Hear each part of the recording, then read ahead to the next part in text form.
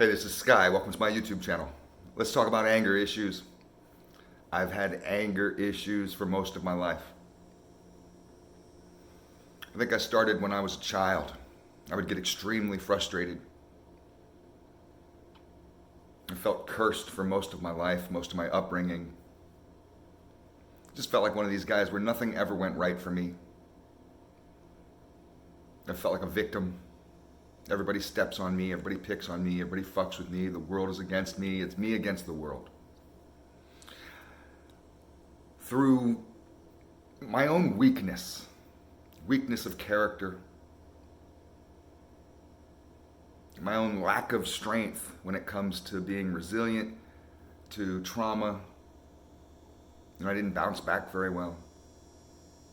Through this kind of weakness, I ended up with anger issues. We have to understand what anger is. Anger is a secondary emotion. Usually it happens because of something. So what's behind anger? Usually behind anger is a sense of fear, loss, sadness, sorrow, betrayal. Obviously all negative emotions. Many times we get angry because we don't get what we want. I know that sounds childish, but you got to understand we are kind of childish creatures, even as we develop. It's our goal, it's our personal chore to mature ourselves. It doesn't happen naturally. Anger in itself can be looked at as a weakness. It's not strength. I know you feel strong because you get that adrenaline rush. You feel like a badass. But that's not true strength. Now, when I talk about anger issues, I'm not really talking about people who get angry once in a while. Anger's a natural emotion. It's going to happen. You can't stop the sensation of anger. The Buddha gets angry. Jesus got angry. It's what you do with that anger. It's how you respond to it before it comes out.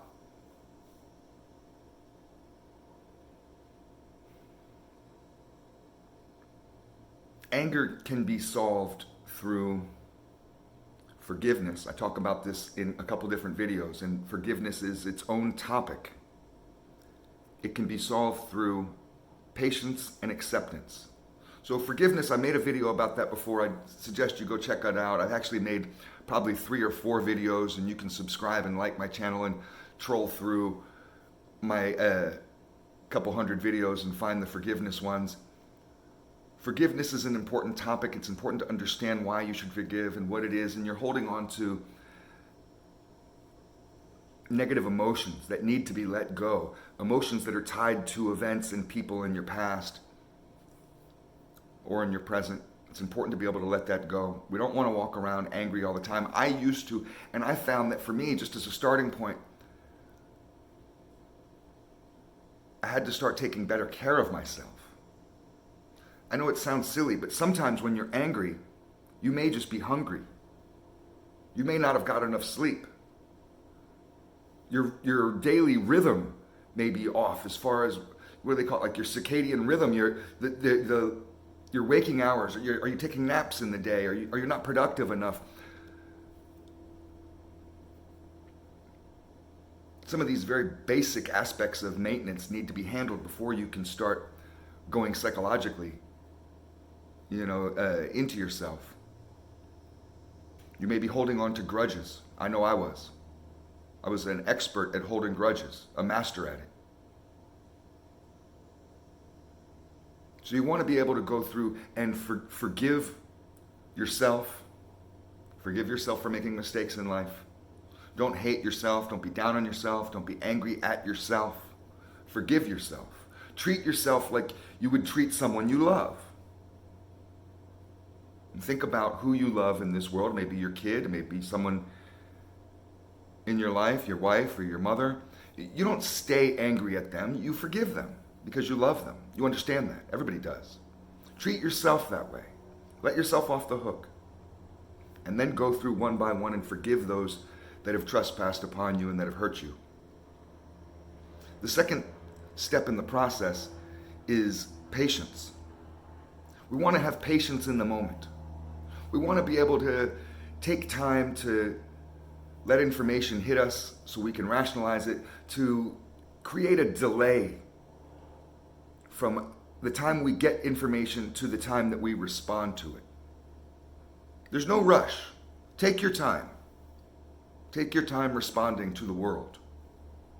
Don't react so much to the world, because that is a passive place to be. That's like a scared dog when fireworks are going off. You end up just running willy-nilly around trying to avoid obstacles. One's going to get you eventually.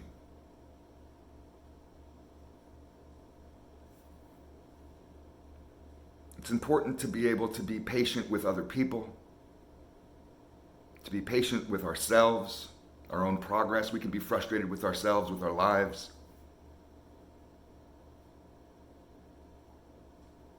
Have patience with yourself. Take small steps every day. Incremental growth is so powerful. When you go after a goal acquisition incrementally is such an incredibly strong way to achieve your goal. You don't want to take that leap all at once. Most people fall.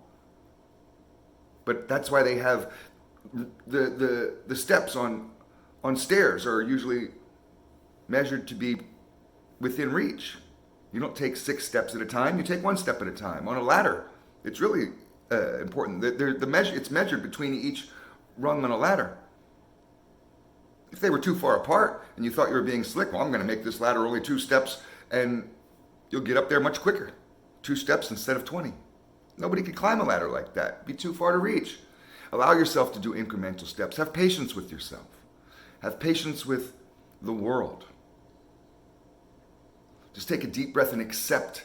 This is the next one. Accept that there are things out of your control.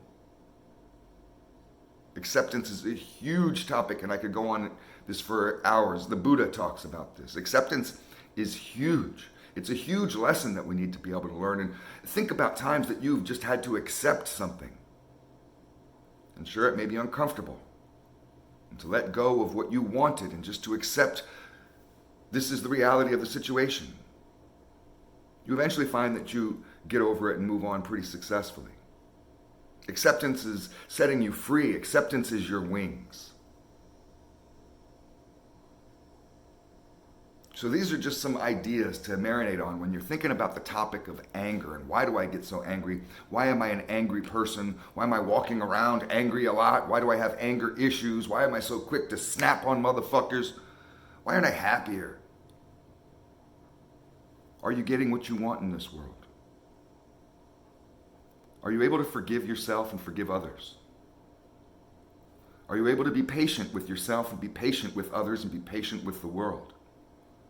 The same type of patience that you might have with a child, with a baby, when you're training your dog. Can you accept the things you cannot change? Thanks for watching.